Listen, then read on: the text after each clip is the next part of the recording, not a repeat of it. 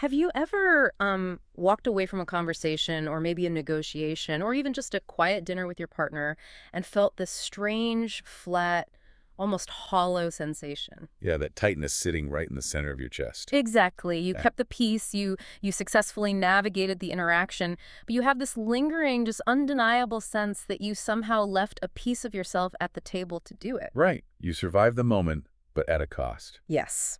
So today we are taking a massive stack of sources, and I'm talking pure mathematics, ancient spiritual traditions like Vedanta and Sufism, plus modern evolutionary psychology. It's a huge range of material. It really is. And our mission today is to completely rethink a concept that, well, we've all been conditioned to view as the absolute pinnacle of maturity. We are talking about compromise. And what the sources reveal across the board is that what we typically classify as a successful compromise is it's often a hidden, incredibly corrosive danger. A danger to ourselves, Right. really. Absolutely. Yeah. It affects not just how we relate to others, but structurally how we relate to ourselves. Huh.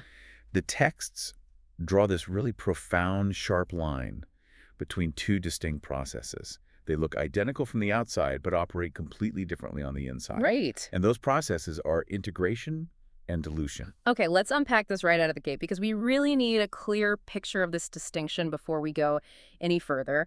Think of it like mixing paint. Oh, that's a great way to look at it. Right, so integration is when you take a really rich, dense blue and a vibrant yellow and you combine them. You don't lose the essence of either. Instead, they encounter each other and create a completely new reality. And brilliant green. Exactly. It's this alchemical shift.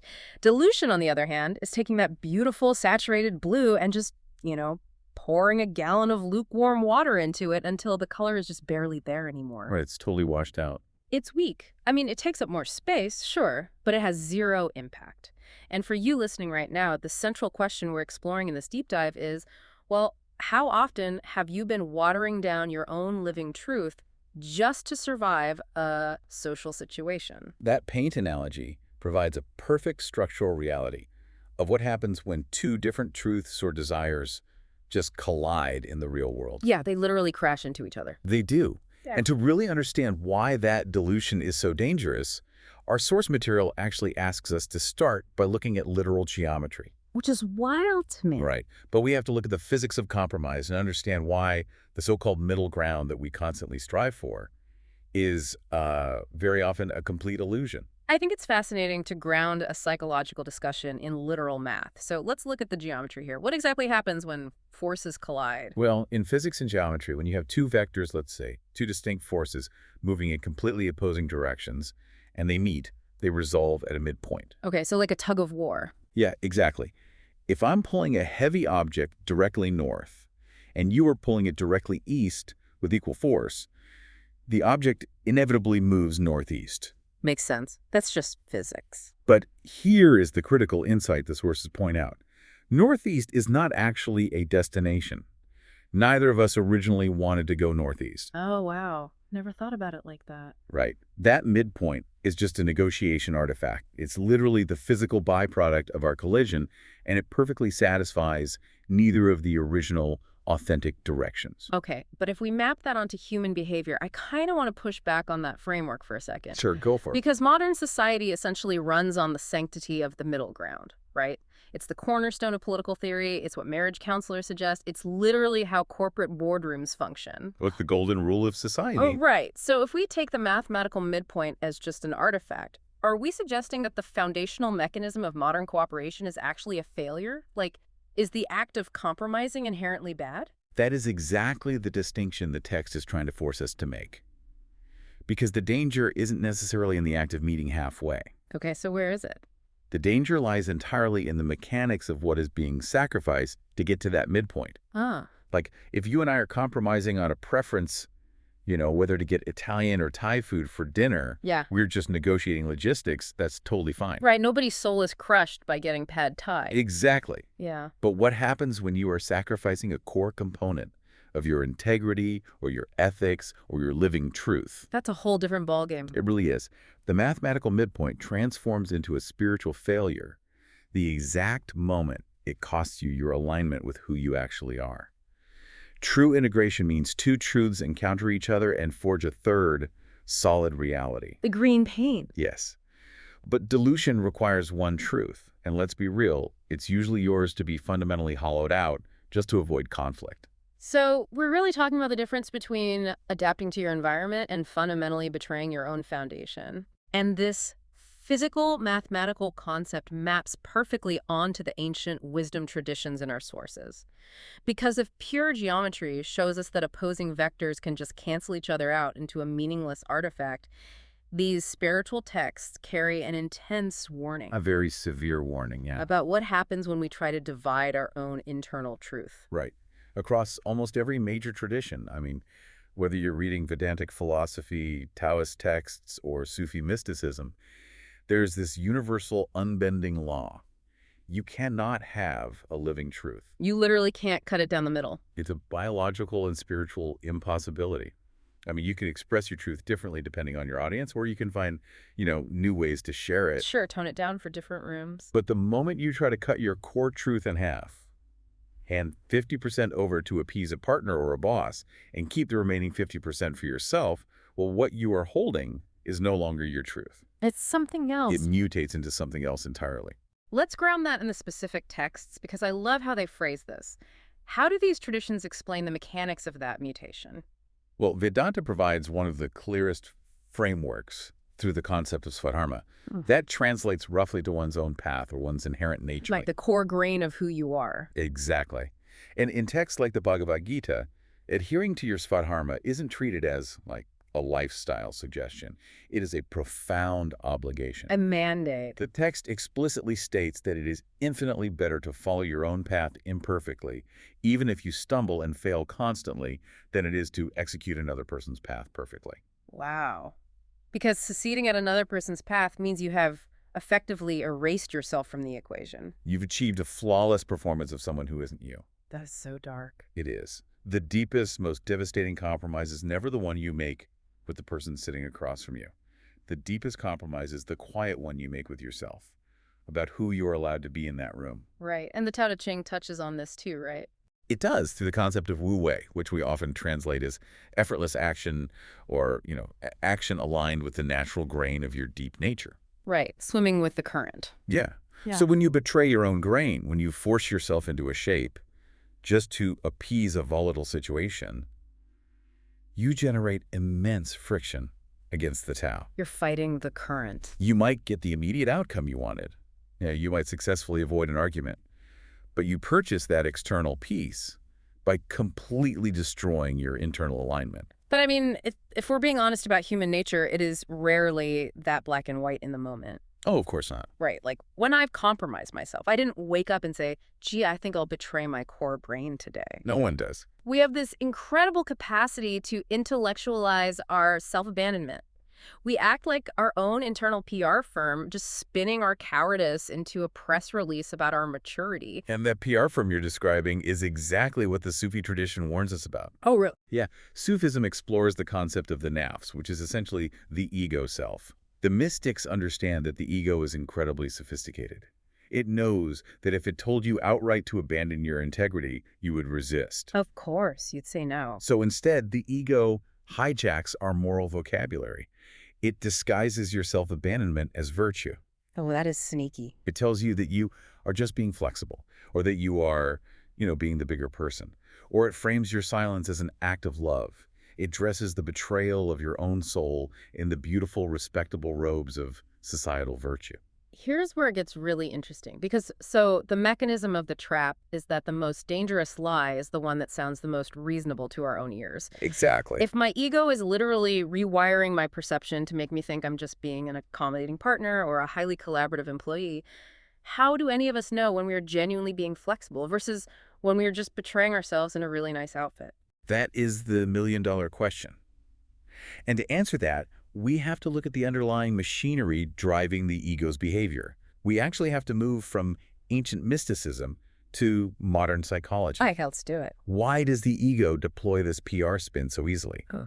Well, assuming our listeners are already well-versed in the basic evolutionary reality that tribal belonging was historically a matter of literal life and death. Right. If you get kicked out of the tribe, you die. Exactly. So we can skip past the caveman analogies and look at what is happening in the nervous system right now.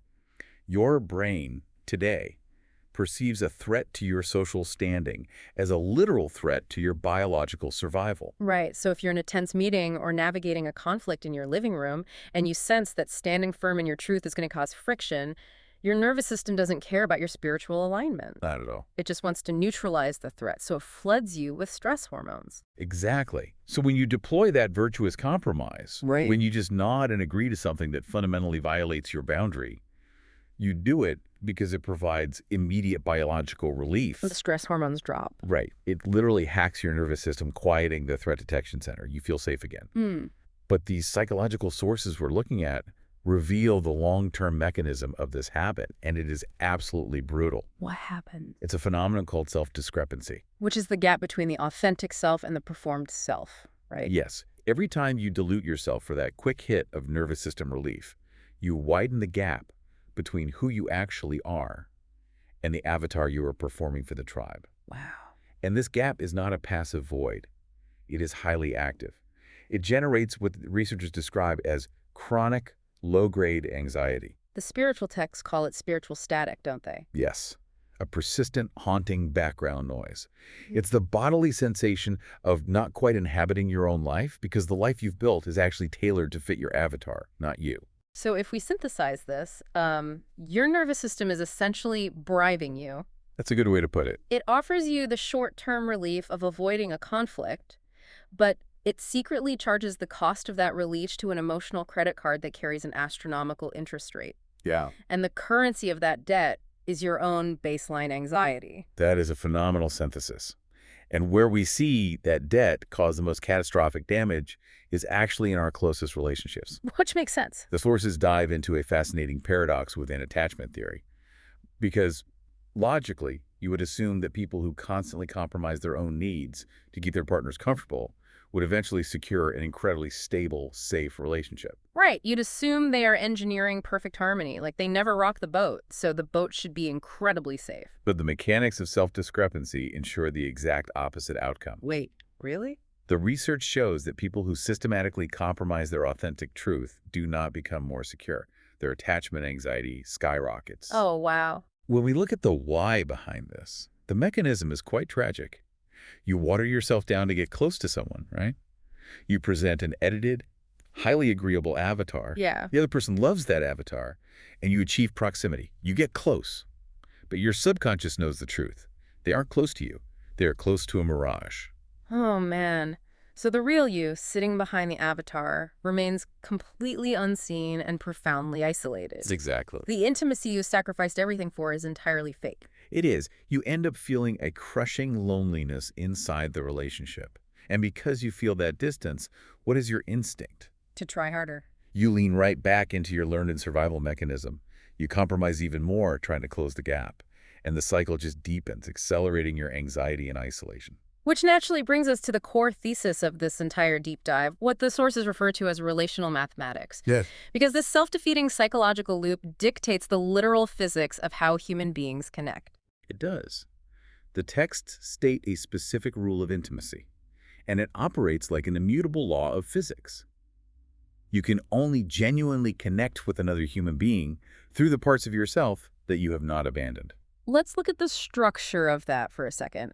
Every time you make a fundamental compromise of your truth, every time you dilute your grain to appease a situation, you are actively reducing the surface area of real contact between you and the rest of the world. That's exactly right. You are making yourself physically and emotionally less reachable. And the terrifying part is the person sitting across from you has to feel that void. Even if they get their way in the argument, they are interacting with a ghost. They sense the absence of your full presence. And to illustrate the sheer cost of this disappearing act, the sources use this incredibly vivid, almost haunting historical metaphor. I love this part. They point to the reality of certain figures in the ancient Japanese court. These were individuals who literally altered themselves. They allowed themselves to be physically and socially diminished in exchange for proximity to power. So they traded away their wholeness simply for the privilege of being allowed in the room. Yes. They paid their own physical and structural integrity as the entrance fee. But if we map that metaphor onto modern dynamics, What are the actual consequences of paying that fee? Because, I mean, we do this psychologically all the time. We carve off our difficult edges, our strong opinions, our need for rest, just to be allowed into the inner circle at work or to maintain status in a friend group. The consequence is a complete loss of direct agency. The metaphysical warning encoded in that Japanese court image is that because these figures traded away their authentic power at the door, they had no direct authority left once they were inside. They were powerless. They couldn't stand in the center of the room and make a demand. Therefore, they were forced to operate entirely in the shadows. Their entire existence became defined by intrigue, back-channeling, and indirect manipulation. Wait, so if I'm understanding the structure here, when we trade our integrity for a strategic advantage or to keep our partner from getting mad, we don't just quietly fade away. We go underground. We become manipulative because we literally no longer have the capacity to be direct. Exactly. Because you gave away your direct power, your influence must become indirect. Your expression becomes coded. Instead of clearly stating a boundary or a need, you start dropping passive-aggressive hints. Oh, wow. Your affection becomes highly transactional. You start keeping score in ways you don't even consciously acknowledge because you are desperately trying to secretly claw back the power you surrendered. That makes so much sense. The metaphor teaches us that proximity to power, or proximity to someone you love, is completely worthless if you had to leave your actual self outside the door to get it. That is a staggering realization, and I think anyone listening can identify a moment where they went underground, where they felt that flat, bitter aftertaste of handing over a piece of their agency to keep the peace, and then found themselves acting out sideways later. Oh, absolutely. So, when we catch ourselves operating in the shadows, when we realize our map completely diverges from the territory and we are deeply disconnected from ourselves, what is the protocol? Because the immediate instinct is usually panic. We want to rush in and make a drastic decision to regain the feeling of certainty. And that frantic rush to fix it is usually just the ego deploying another trap. Really? Yeah, it wants to replace one false certainty with another. The sources suggest a radically different approach. When you realize you have gone underground, the natural, unavoidable result is a state of profound confusion. And instead of pathologizing that confusion, the texts tell us that stating, "I am confused," is actually an act of immense spiritual courage. That reframes everything, because normally confusion is treated as a weakness. We feel immense shame when we don't have our lives meticulously figured out. Which is the exact vulnerability the ego exploits to force a compromise. We reach for the diluted middle ground precisely to avoid the profound discomfort of genuine uncertainty. Right, the middle feels like a decision, even if it's a terrible one. Exactly. We agree to terms we hate, just to end the agonizing tension of the negotiation. It is an avoidance of decision masquerading as a resolution. Yeah. But true confusion, when owned without shame, is a live, vital signal. It is a refusal to accept a performative resolution.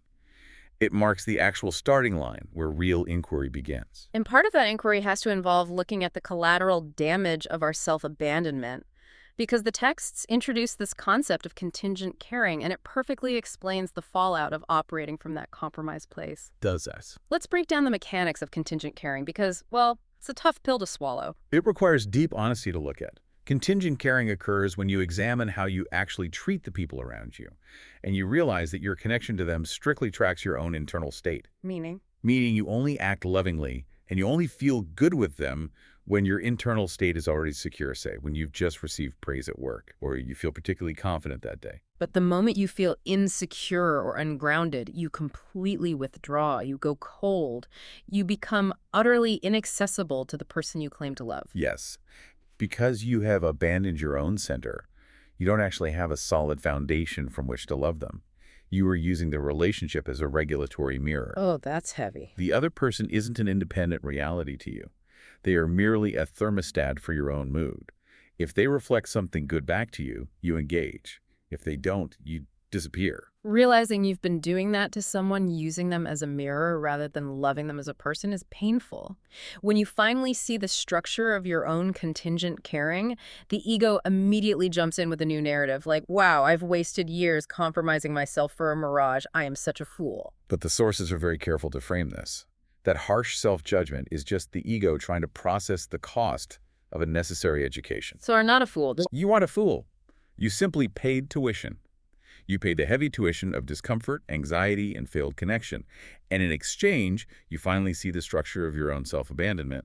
Once you see the structure, you can dismantle it. So if owning our confusion is the starting line, and recognizing our contingent caring is just paying tuition, what is the actual practical question we are supposed to ask ourselves when we are standing in the messy reality of having compromised our truth?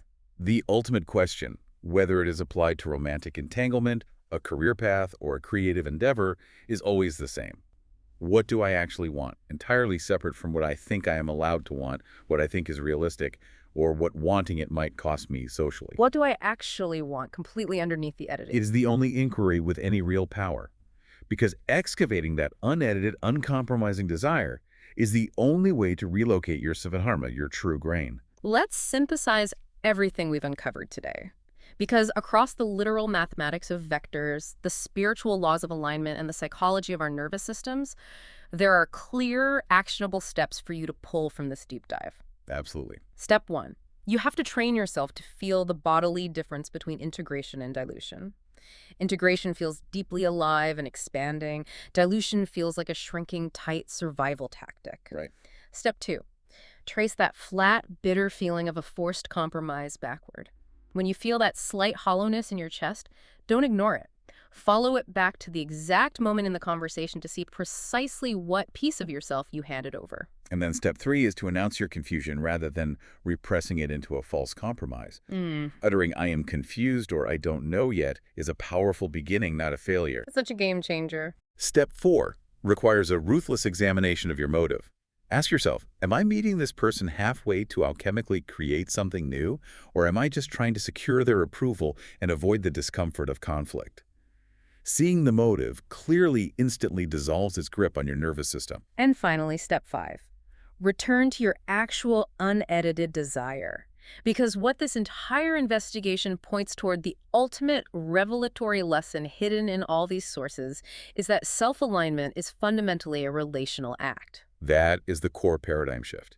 We are constantly conditioned to believe that standing firm in our uncompromising truth is inherently selfish or isolating. But the relational mathematics dictate the exact opposite. It's the only way to connect. Exactly. Yeah. Proximity to yourself is the only foundation that makes real connection to others possible. Knowing what is undeniably yours to protect is the absolute prerequisite for a genuine meeting of two minds. A compromise that removes you from your own center removes you from the relationship entirely, no matter how physically close you are sitting to the other person. Which brings us right back to the image we started with. Think about that paint. Think about that washed out, heavily diluted color taking up space but offering no impact. Just pale water. Yeah. If every single time you compromise your living truth to appease a situation, you drastically reduce your own surface area for real, tangible connection. Take a hard look at the closest relationships in your life right now. Are the people you love interacting with the real, saturated, vibrant you? Or are they just interacting with the faded negotiation artifacts you left behind to keep the peace?